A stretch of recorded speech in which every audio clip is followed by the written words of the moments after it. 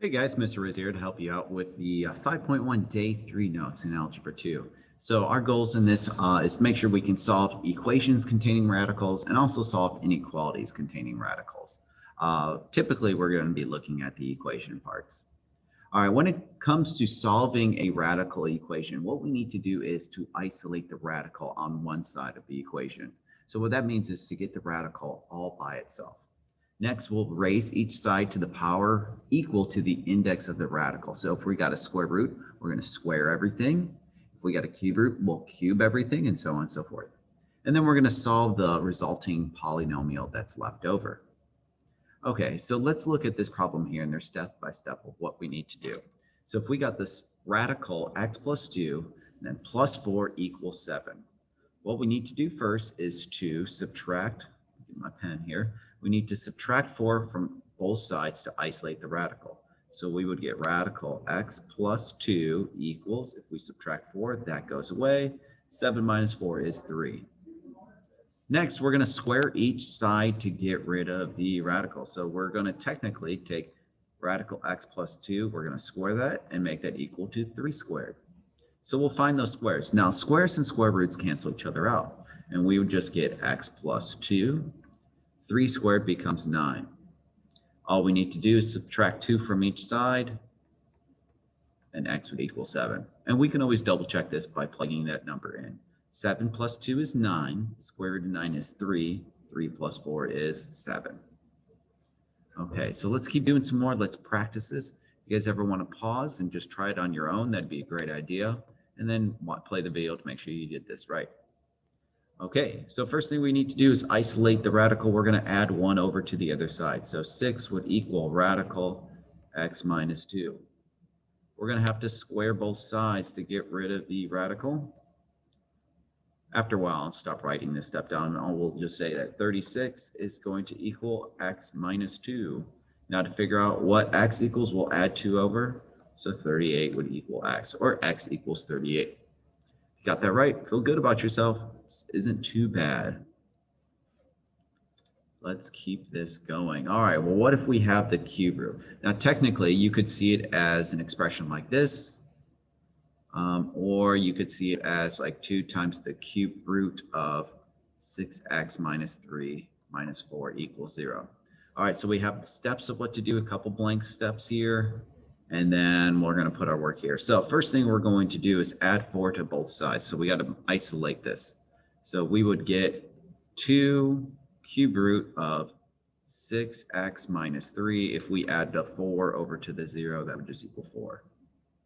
Okay, next. We got to keep isolating. The next thing we're going to do is divide by 2. All right, so we would get the cube root of 6x minus 3 is equal to, if we divided by 2, that goes away. 4 divided by 2 is 2. Next, we need to cube each side. So we'd have the cube root of 6x minus 3 cubed equals 2 cubed. Evaluate the cubes. Kind of slipping up here. But we would get the cube and the cube root cancel out. We'd get a 6x minus 3 equals 2 cubed. Take your time with this. It's not 6. It's 2 times 2 times 2. That is 8. All right, now we need to solve. So we're going to add 3 to both sides. All right, so we'd get 6x is equal to, if we take 3 added over to 8, that is 11. Divide by 6.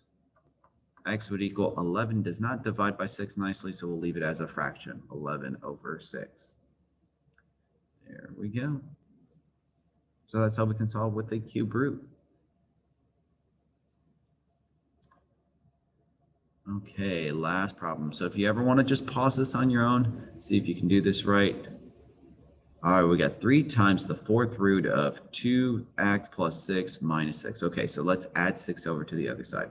3 times the 4th root of 2x plus 6. And that's going to equal, if we add 6 over, 6. Next step is we're going to divide by 3. So the 4th root of 2x plus 6 is equal to 6 divided by 3 is 2. All right, next we need to get rid of the 4th root. And to get rid of the 4th root, we need to take everything to the 4th power. All right, so we get a 2x plus 6 is equal to 2 times 2 times 2 times 2 is 16. All right, we'll subtract 6. 2x would equal 10. Then we'll divide by 2, and so our answer is x would equal 5. There we go. So hopefully this isn't too bad. You guys can see all we got to do is isolate and then either square or cube or anything that we've done before.